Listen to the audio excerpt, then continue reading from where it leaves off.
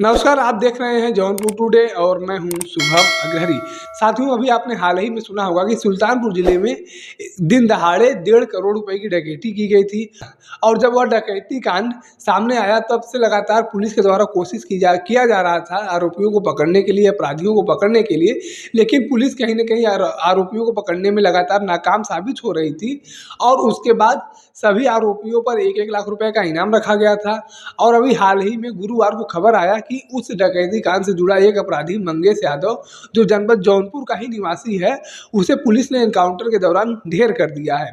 और जब से एनकाउंटर की खबर आई है तब से प्रदेश में सियासत भी तेज हो गई है। और इस सियासत को तेज होने का एक कारण ये भी है कि उस घटना से जुड़े एक आरोपी के द्वारा रायबरेली के कोर्ट में जाकर किसी और मामले में सरेंडर कर दिया जाता है।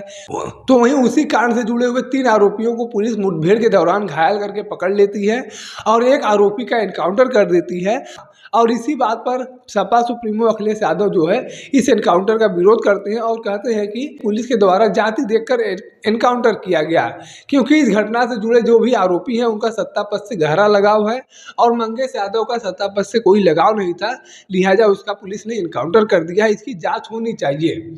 और उसके बाद से लगातार विपक्ष के द्वारा उत्तर प्रदेश पुलिस पर सवाल खड़े किए जा रहे हैं। और कल समाजवादी पार्टी के प्रतिनिधि मंडल मंगेश यादव के घर भी पहुंचे थे, वहां पर परिजनों से बातचीत किया और उन्होंने मंगेश यादव के परिजनों को इस बात का आश्वासन भी दिया कि हम इसकी गंभीरता से जांच कराएंगे और जो भी इस कांड में दोषी होगा उसे सजा दिलवाएंगे।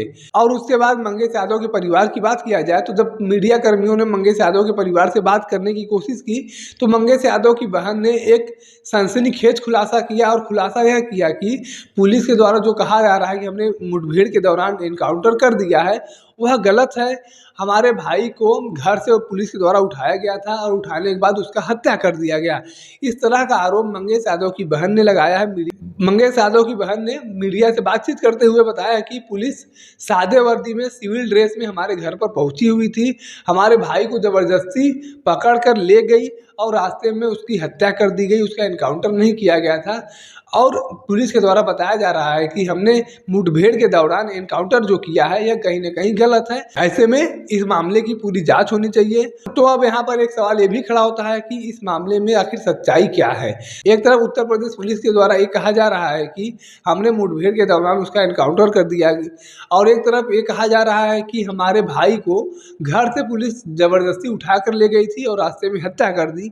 तो कहीं ना कहीं ये दोनों जवाब संदेह पैदा कर रहे हैं और संदेह होने की वजह से यह नहीं कहा जा सकता कि कौन गलत है कौन सही है।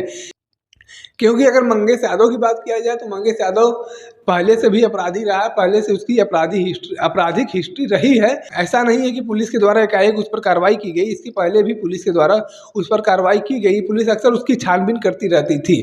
लेकिन अब इस मामले में बात ये सामने आ रही है कि उसकी हत्या की गई है या एनकाउंटर किया गया है। पुलिस के द्वारा बताया जा रहा है कि हमें मुखबिरों से सूचना मिली थी, सुल्तानपुर क्षेत्र में ही मंगेश यादव था, हम जब उसे वहां पर पकड़ने के लिए गए तो वहां पर हमसे मुठभेड़ हुई और हम वहां पर एनकाउंटर कर दिए जिससे कि उसकी मौत हो गई। तो वहीं घर वाले कुछ अलग ही बयान दे रहे हैं, घर वाले कुछ अलग ही आरोप लगा रहे हैं। आरोप ही नहीं बल्कि उत्तर प्रदेश पुलिस को ही कटघरे में खड़ा किया जा रहा है। लेकिन इसकी सच्चाई क्या है अभी तक कुछ सामने नहीं आ पाया है। बाकी इस पूरे मामले को लेकर आप अपनी क्या राय रखते हैं कमेंट करके जरूर बताएं। धन्यवाद।